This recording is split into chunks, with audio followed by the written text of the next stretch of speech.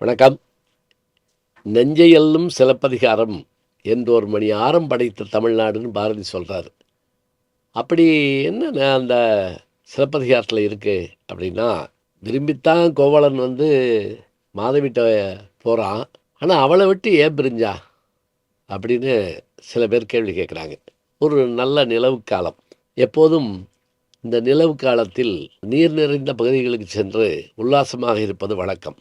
காவிரி கூடுமிடம் புகார் நகரம். புகுமிடம் அது புகார்.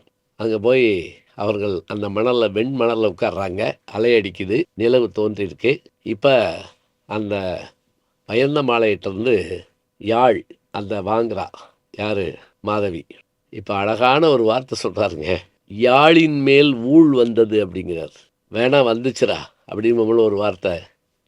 அது மாதிரி அவளும் வாங்கி கல்லங்க படம் இல்லாமல் வாசிக்கிறா.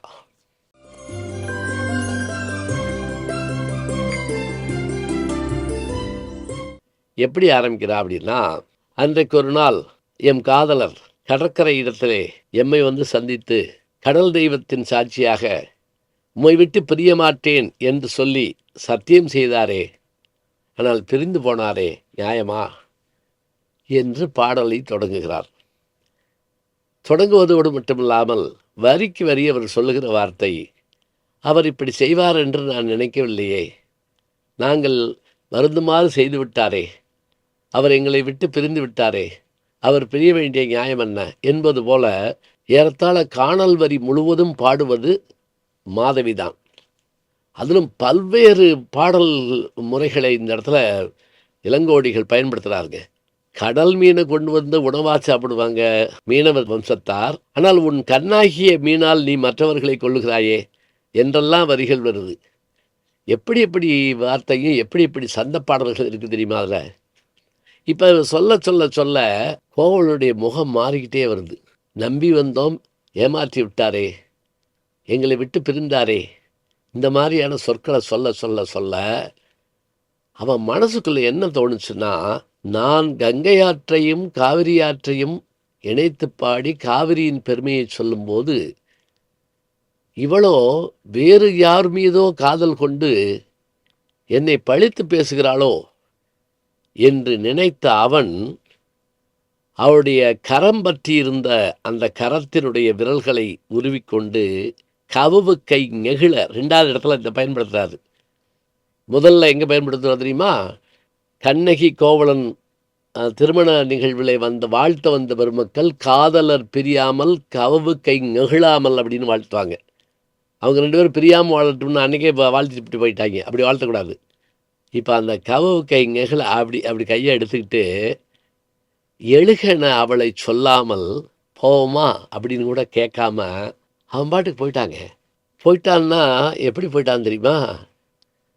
அதை நம்ம இன்றைக்கி இருக்கிற வார்த்தையில் சொல்கிறதா இருந்தால் போயிட்டான். அப்படியே போனான். கண்ணகி வீட்டுக்கு போனான், அவளை கூப்பிட்டுக்கிட்டான். மதுரைக்கு போனான், போன இடத்துல சிலம்பு விற்றான், மறைந்து போனான். இது எதுவுமே தெரியாத அந்த மாதவி அவன் ஏன் கோபத்தோடு போகிறான் என்று நினைத்து கொண்டு தன் தோழிமார் பின்தொடர அவள் சென்றாள். நிலவு தனியே காய்ந்து கொண்டிருந்தது. ஆட்டம் பாட்டங்கள் ஓய்ந்தன. கடற்கரை அமைதியாயிற்று. இப்படி தாங்க காணல் வரி முடியுது. அப்போ தான் பிரிஞ்சு போகிறான். படித்து பார்க்குற போது நமக்கு எப்படி ஒரு பயமும் ஒரு வகையான நெஞ்சிலே ஒரு அழுத்தமும் ஏற்படும் என்பதை நாம் பார்க்க வேண்டும். இதை தொடர்ந்து மற்றொன்றும் சொல்லலாம். எப்படி என்றால், சேரவன் செங்குட்டுவன் அங்கே கனகவிசியரை எதிர்த்தவர்களை தலையிலே கல்லை தூக்கி கொண்டு வர சொல்லி, கண்ணகி கோயில் எடுப்பதற்காக கல்லை கொண்டு வர சொல்ல, அப்படி அவர்கள் சுமந்து வந்தபோது எதிரே வந்த அந்த மாங்காட்டு மறையோன் சொன்னானாம், இவர்கள் கல் சுமக்க காரணம் என்ன தெரியுமா என்று கேட்க, சேரன் செங்குட்டுவன் எப்போது என்ன காரணம் என்று கேட்க, அவன் சொல்லுகிற கதை இருக்கிறதே அற்புதமாக இருக்கும். அதை தொடர்ந்து பார்க்க இருக்கின்றோம். காணல் விரையிலே இவர்கள் பிரிந்த செய்தியை மட்டும் இப்போது பார்த்திருக்கிறோம். சிலப்பதிகாரத்தை நேரம் கிடைக்கிற போதெல்லாம் படியுங்கள். நல்ல செய்திகளை நாளும் சிந்திப்போம். நாளை சந்திப்போம். வணக்கம். ஜி ஞானசம்பந்தன்.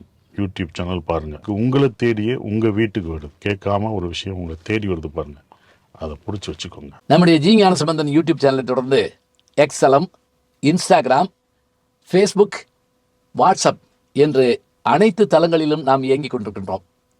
நீங்களும் எங்களோடு வாருங்கள்.